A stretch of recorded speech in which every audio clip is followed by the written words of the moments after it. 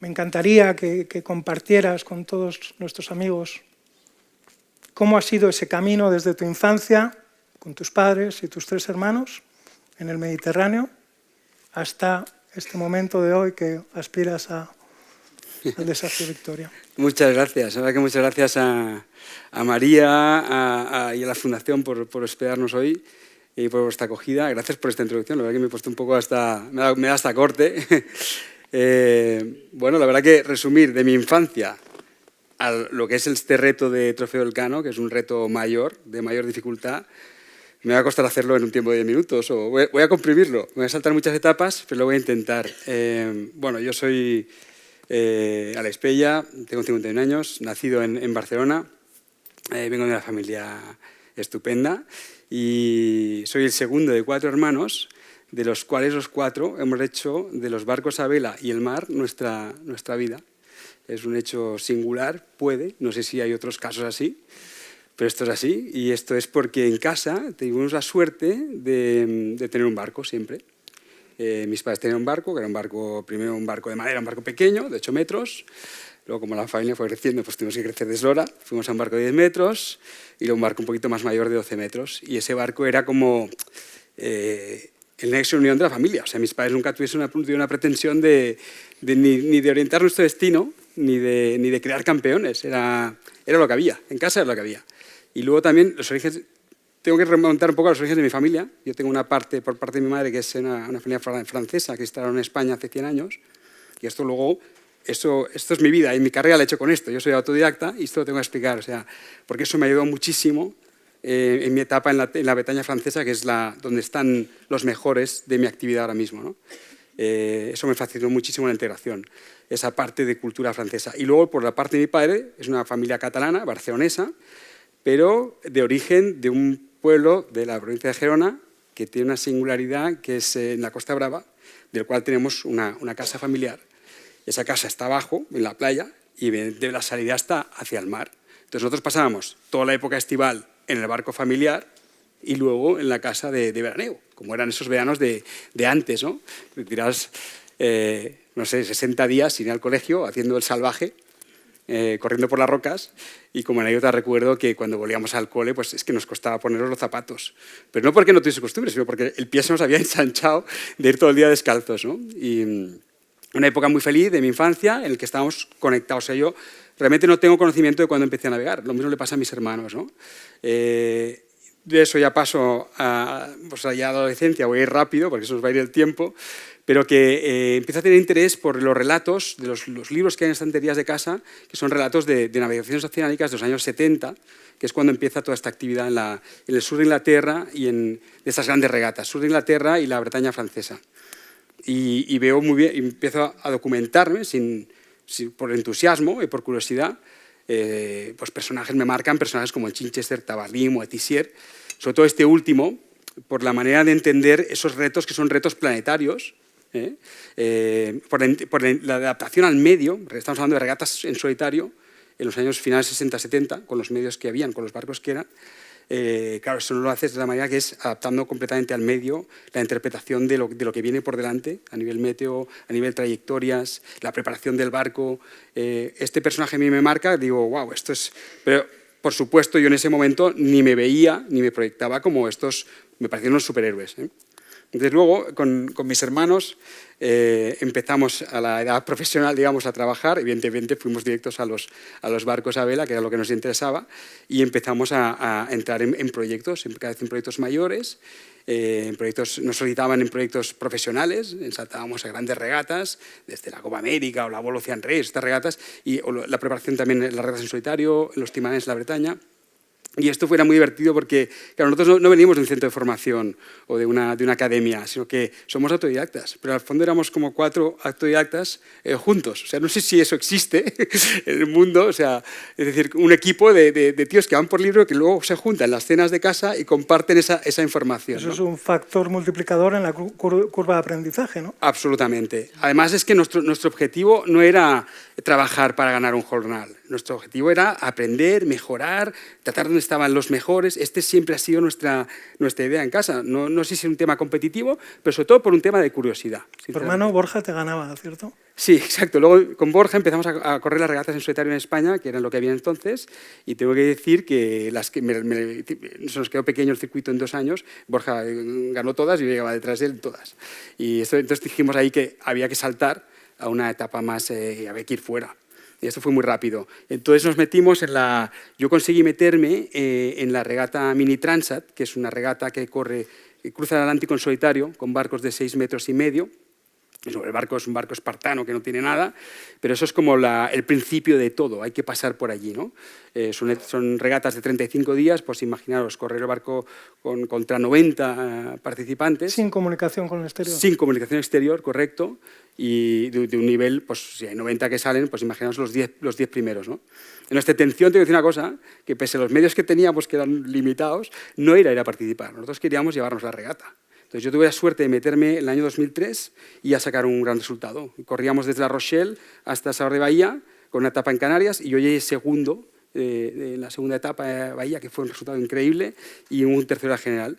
2 años después me sale la oportunidad de volver a la regata, mejor preparado, con un mejor barco, y es así que ya gano la etapa principal. Tuve problemas en la primera y me quedé un segundo en la general. Volví a participar después porque estaba, como se dice, engorilado con la regata. Digo, es que esta me la llevo. Y de lo fuerte que iba, de lo motivado, rompí el palo y acabé en Cabo Verde. Esa etapa del Mini la dejé y ya salté. Esto también me marcó en el sentido de que fui fiel a mis principios, es decir, hay que intentar mantener esa curva de aprendizaje siempre. ¿Sabes? Eso es una cosa que he aprendido gracias. Me estanqué un poco en esa categoría, sacando grandes resultados, pero luego empecé a moverme y a saltar otros barcos. Entonces ya corro 40 pies, 60 pies, regatas de vuelta al mundo, pero hasta entonces no tenía yo una gran victoria de estas, ¿no? Paso al multicascos oceánico, que es el formato de barco para batir todos estos récords planetarios. Son barcos muy rápidos, ligeros, que vuelan por encima del agua. Cuando empiezan a ver esos barcos, el récord atlántico estaba en 3 días. 3 días. 3 días el Atlántico a vela. A vela. El récord de la vuelta al mundo está en 40, o sea que son datos muy bestias, ¿no?, de lo que corren esos barcos. Y me pasa una cosa, hablo muy rápidamente de mi carrera, pero hay varios hitos, y uno de ellos es, yo ya estando navegando en el multicasco oceánico, que eran barcos muy rápidos, con tíos muy buenos, que eran una maravilla, me llama mi buen amigo Gonzalo Botín diciéndome que monta un proyecto de un 40 pies, yo había estado con él en el primer barco que hizo, y en el segundo. Y esto fue una singularidad bestial, y es que me llama y me dice, voy a hacer un barco con mi hermano Marcelino, construido el cántabro, o sea, Marcelino Botín, construido en Burriana, en Castellón, por Chimo López. La dirección la va a llevar Antonio Piris, que es otro cántabro. Las velas van a ser de Juan de Meseguer de Valencia. Y me empieza a contar toda esta historia, que me encanta, porque digo, claro, yo ya llevaba como 15 años fuera de España o haciendo estas grandes regatas, y me llama Gonzalo diciendo que va a hacer un proyecto así desde casa. Entonces, claro, enseguida le dije, oye, no sé para qué me llamas, pero cuenta conmigo. Yo, si para él, quiero estar ahí, ¿sabes? Entonces, me ofrece llevar el barco en las regatas de solitario, que la regata más fuerte es la Ruta del Ron, que es un evento mayor. La Ruta del Ron es un evento que el día de la salida hay 300.000 personas. Físicamente en una Físicamente en un mismo sitio. Caiga lo que caiga. Exacto.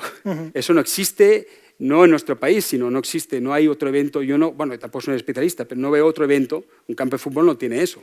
Entonces, eso lo digo para que os deis cuenta. Eso es la salida es en Saint-Malo, que es una ciudad corsaria, amurallada, espectacular y esto, y está abarrotado, y están los barcos ahí.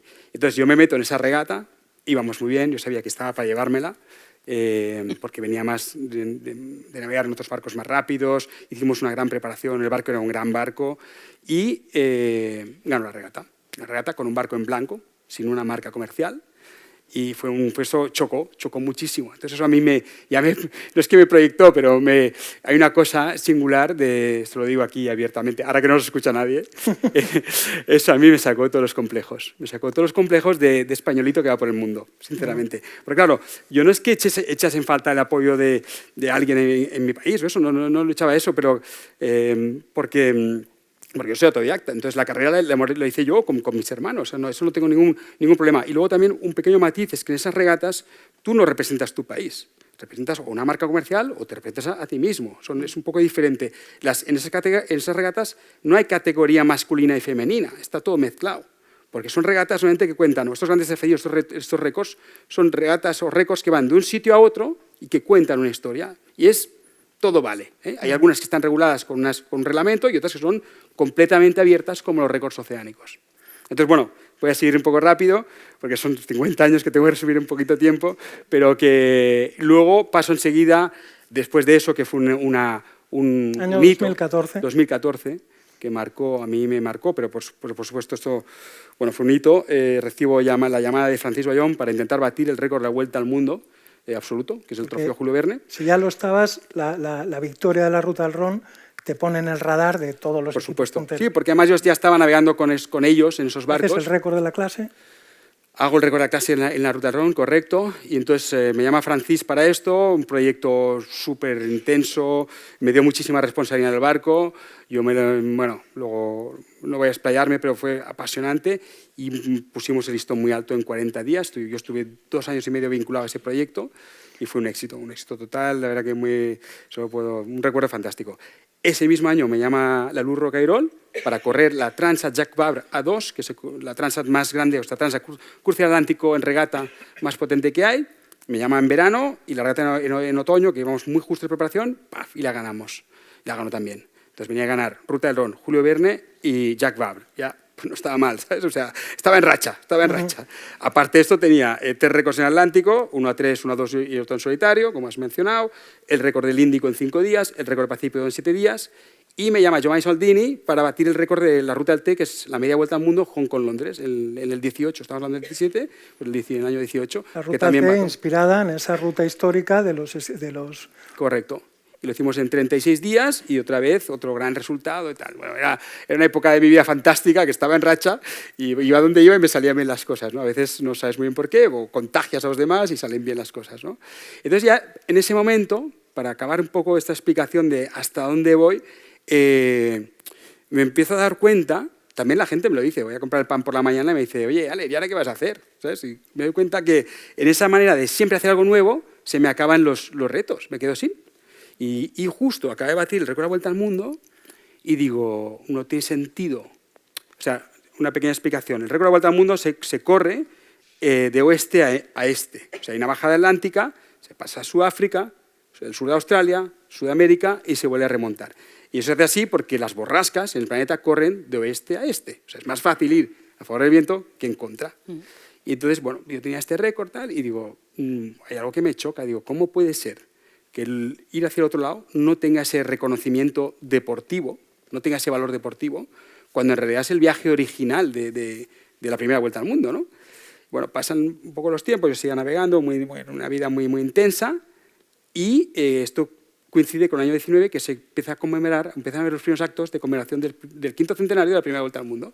Y digo, tate, aquí hay algo.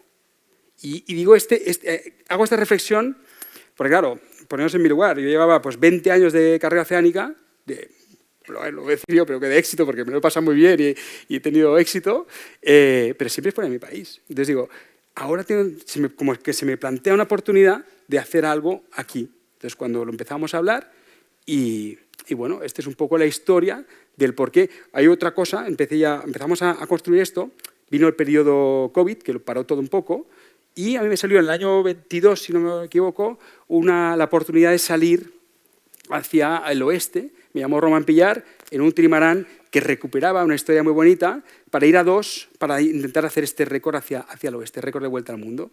Salimos con una preparación muy justa, con pocos medios, íbamos bien de tiempos, ya tuvimos problemas justo antes de Hornos, que no pasábamos por el tiempo, porque ese paso es muy delicado hacerlo a contramano, digámoslo así. Y pasando Hornos, nos tuvimos que resguardar en Bahía Cook, y en ese resguardo, con mal tiempo, acabamos en Las Piedras. Es un accidente. Y de ahí nos sacó con una actuación increíble, que todavía me emocionó, la Armada chilena, de lo cual les estaré agradecido siempre, porque estuvieron espléndidos, con un trato humano fantástico. O sea, salimos de ahí de una pieza, conseguimos sacar el barco. Y cuento esta anécdota porque a mí eso ya me puso sobre la pista, porque recuerdo ahí, hay una foto que yo estaba en Puerto Williams, que es digamos, la ciudad más austral que hay del continente, un sitio espectacular, que tienes la cordillera de los Andes que se baña en Beagle, en el canal de Beagle, pasan las ballenas, las aves marinas, estás ahí. Yo venía muy tocado, no sé si venía, no sé, igual habría dormido 6 horas los últimos 3 días, tenía un golpe en el pecho, muy decepcionado por no batir el récord. Y entonces, emocionado por todo lo que había pasado, estaba en estado de shock realmente por el accidente y en un sitio magnífico, pero a la vez muy fuera de todo. Entonces, me recuerdo muy bien que en el club náutico, que hay un club náutico, enciendo mi teléfono personal y me entra un chorro de mensajes ahí. Y la línea de esos mensajes van diciendo, oye, Alex, esto que has hecho es guapísimo. Yo recuerdo perfectamente cuando me entero. Me llama Lida, me dice que Lida es la mujer de Alex, me dice, Nacho, han chocado.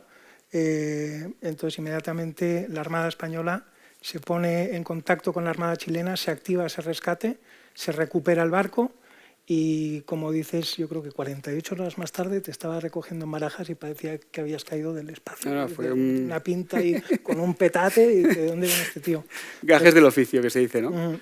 Lo que quería contar es que con los mensajes que recibía desde aquí de España diciendo, oye, esto es muy guapo lo que has intentado, pero como diciendo, esto no se lo pueden llevar otros, lo tenemos que montar nosotros, ¿sabes? Y eso para mí ya fue el empujón definitivo de decir, bueno, ahora cuando vuelva me activo y esto lo ponemos en marcha. Y yo creo que no me he dejado nada. Esto es un poco desde mi infancia hasta el día de hoy la preparación de este desafío.